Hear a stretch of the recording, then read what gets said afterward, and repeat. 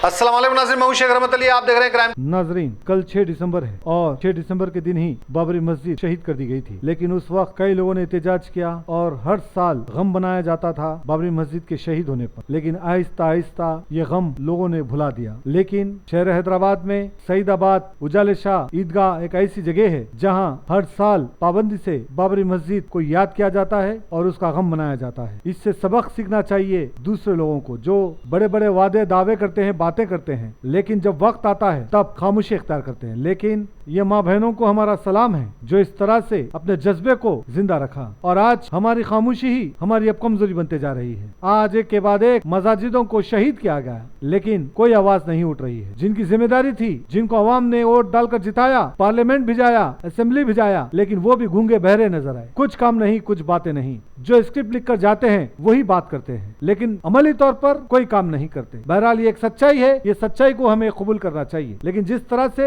आज भी एहतजाज किया गया और नमाज अदा की गई और मीडिया के जरिए ये बात की गई और कल 6 दिसंबर है, कल भी बाद नमाज जुमा बाबरी मस्जिद को और जितने मसाजिद शहीद हुए हैं उसको याद किया जाएगा। तकीउर रहमान के साथ में शेख रहमत Ali, crime today news, Hyderabad.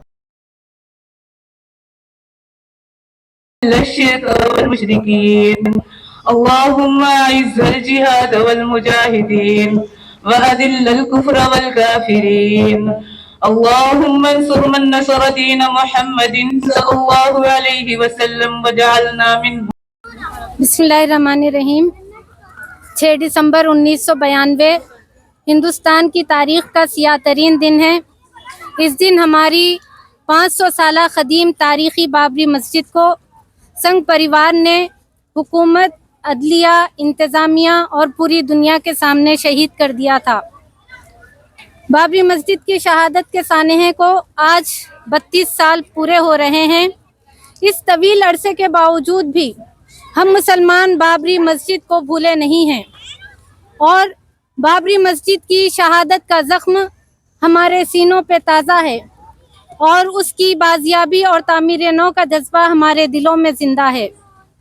आज 5 दिसंबर 2024 को ईदगाह उजाले शाह सईदाबाद हैदराबाद में मुनक़िद ख़वातीन और तालिबात के इस दुआया इज्तिमा के ज़रिए से हम इस बात का इजहार करते हैं और इस बात का अज़्म करते हैं कि हम बाबरी मस्जिद की बाजियाबी और उसकी जिद्दोजहद उस वक्त तक करते रहेंगे जब तक कि बाबरी मस्जिद दोबारा उसके असल मुकाम पर तामीर नहीं हो जाती।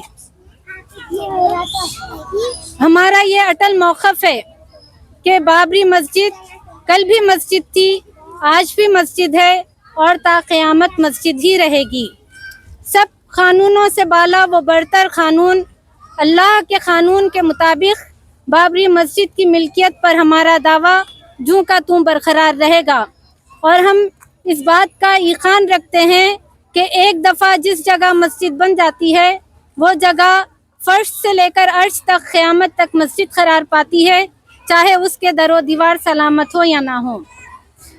हम मुसलमानान हिंद को ये बात अच्छी तरह से समझ लेनी चाहिए कि बाबरी मस्जिद का मसला सिर्फ़ एक मस्जिद का मसला नहीं है, बल्कि ये हिंदुस्तान में हमारी तमाम मसाजिद के तहफ़्फ़ुज़ का मसला है।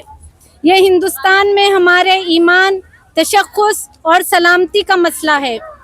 हम 30 साल से ये बात लोगों को समझाते आ रहे हैं, लेकिन लोग अपने मफादात, डर और खौफ की बिना पर इस बात को नहीं समझ पा रहे थे।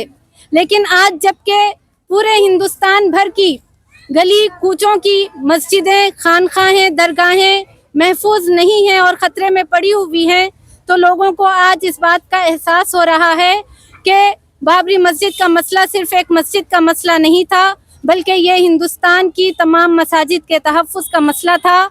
और इस मसले में गफलत में पड़कर हमने जो कोताही और लापरवाही का मुजाहरा किया है, ये मुसलमानान हिंद की सबसे बड़ी तारीख़ी गलती है। मस्जिदों को छोड़ना और मस्जिदों को गिराना और तोड़ना अज़ाब इलाही को दावत देने के बराबर है। अगर आज कहर इलाही नाजिल हो जाए तो कोई उससे बच नहीं पाएगा।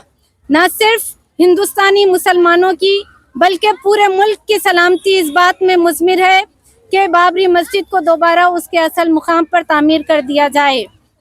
हम اس موقع پر مسلمانان ہند سے یہ التجا کرتے ہیں کہ خدارا آپ خواب غفلت سے بیدار ہو جائیں، اپنے رب کی طرف رجوع کریں اور بابری مسجد کے تئیں جو غفلت، لاپرواہی اور کوتاہی سرزد ہوئی ہے اس کی اللہ رب العزت سے معافی مانگیں، اور اس بات کا احساس اپنے دلوں میں رکھیں کہ ہم اپنی جانوں کی پرواہ کیے بغیر اپنے مساجد کے تحفظ کے خاطر اپنی جانوں سے گزر جائیں گے۔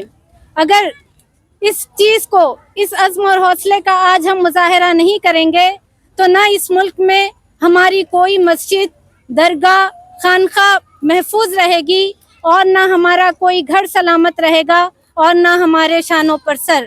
یہی وجہ ہے کہ ہم مسلمانان ہند کو کھلے طور پر یہ پیغام دینا چاہتے ہیں کہ ڈر اور خوف کی زنجیروں سے اپنے آپ کو آزاد کر کے عزم و حوصلے کے ساتھ اپنے ایمان کے تحفظ کے لیے اور اس ملک میں اپنے کھوئے ہوئے وقار اور عظمت کی تلاش میں نکل پڑیں، اور ان کو یہ بھی اچھی طریقے سے سمجھ لینا چاہیے کہ اس ملک میں ہم اپنے کھوئے ہوئے وقار اور عظمت کو حاصل کرنے اور اپنے مساجد کا تحفظ کرنے اور اپنی جان و مال اور ایمان کے تحفظ کا واحد راستہ صرف بابری مسجد کی بازیابی اور اس کی تعمیر نو کی جد و جہد کرنے میں ہے۔